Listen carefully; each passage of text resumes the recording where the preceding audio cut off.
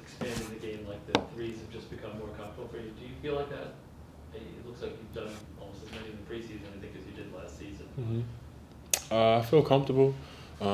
That's kind of the way we practice now. It's kind of the way practices used to be back in the day. Well, they're a lot different now. So you have to uh, learn to shoot. But that's what we do all day, every day now is just shoot a lot of threes, spot corner threes. We mix in work out with the guards. So you get a lot of reps. And then my teammates, they want me to shoot them more. It's just up to me to just take them.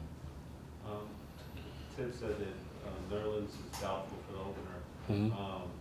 How comfortable do you feel right at this point with the starting lineup? I'm easy to adapt.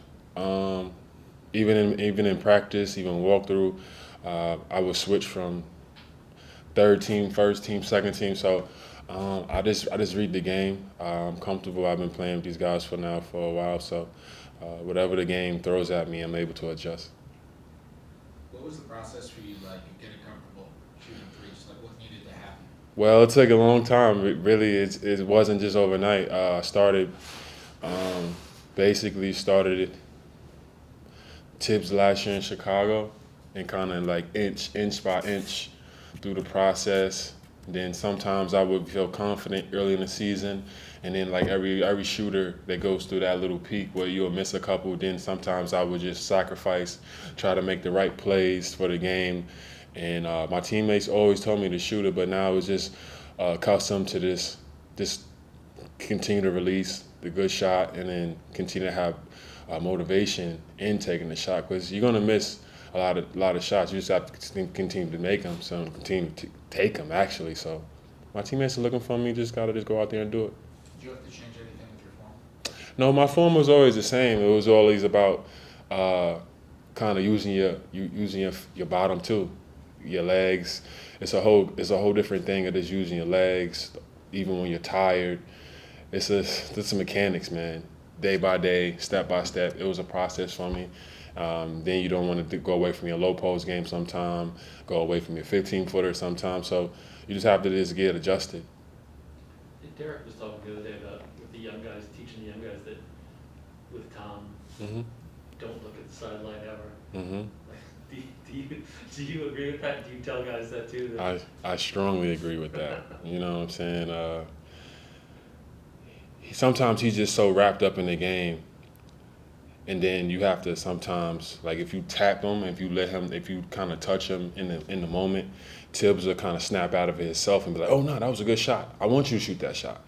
He's just so fired up and just wants to win, and just has that passion for the game. Sometimes he just loses sight. But if you just really talk to him, he's like, no, I want you to shoot that shot. That's what we work on every day. That's what we talk about in the film after. So, you know what I'm saying? We just get used to it. Just don't look at him in the heat of the moment. Even if when you make it, sometimes you gotta look at him and joke with him. Sometimes he loves that too. What did you think of Mitch in his first game back? Well, I thought it was a great start for him. You know what I'm saying? You gotta understand, just taking not much time off without really having any kind of reps, then having a setback, then having to come back. Like you can only lift upper body. You can't really touch your lower body. And then when you finally get out there playing 5-on-5, scrimmaging, it feels like your legs are going one way and your upper body's going the other way. Then you gotta just trying to put it all together in one. And I love the fact that he was able to just, like, I want to play tonight. I want to go out there and test it. I want to go out there and see where I'm at. And it was great the whole time. He was real responsive. Then today he was even better. He got in, got a lot of good reps. And then after the practice was over, he did conditioning. I got a couple reps in him. We kind of got a couple reps with him while we were running. So it was great. Looking back, I mean, how was this whole last year and a half been for you? They didn't pick up, the Knicks didn't pick up your option. Mm-hmm. You were a free agent for a while. You Mm-hmm. came in as like kind of emergency. Then you were starting in the playoffs. Mm-hmm. You might be the starter on opening night. Like, what's this been like for you? You know what I'm saying? Like, life's a roller coaster. That's why I appreciate just having the vets and appreciating the guys that have had me all throughout my career. The moment I came into the league, Tibbs always had me in different situations. He always prepared me for starting, come off the bench. He didn't want me to just be a guy just floating. He always told me to have my head on a swivel, always be ready, always be professional.